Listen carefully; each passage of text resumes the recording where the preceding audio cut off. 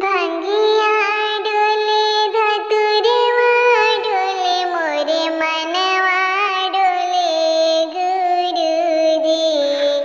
भांगिया डोले धतुरवा डोले मोरे मनवा डोले गुरुजी।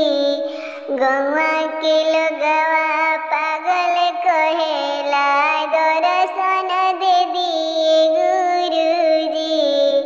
गौवा के लोगवा पागल कहेला दर्शन दे दिए गुरुजी।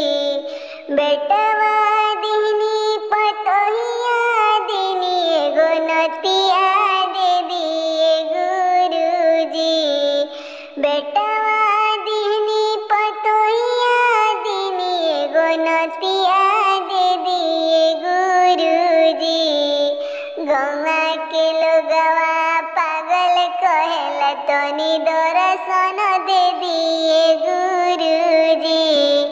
गौवा के लोगवा पागल कहेला तनी दर्शन दे दिए गुरुजी। भांगिया डोले धतुरवा डोले मोर मनवा डोले गुरुजी। भांगिया डोले धतुरवा डोले मोरे मनवा डोले गुरुजी।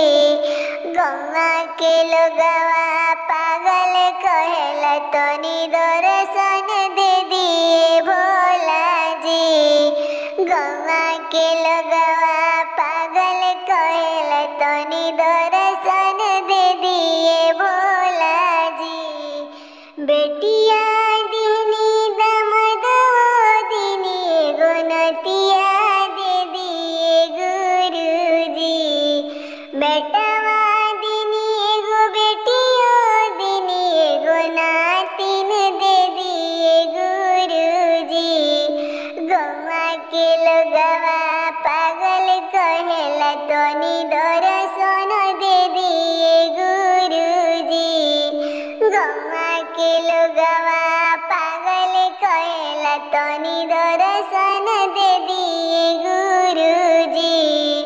भंगिया डोले धतुरवा डोले कनैल फुलवा डोले गुरुजी। भंगिया डोले धतुरवा डोले बसहा बैलवा डोले गुरुजी। गौवा के लोगवा पागल कहेला तनी दर्शन दे दिए भोलाजी। गौवा के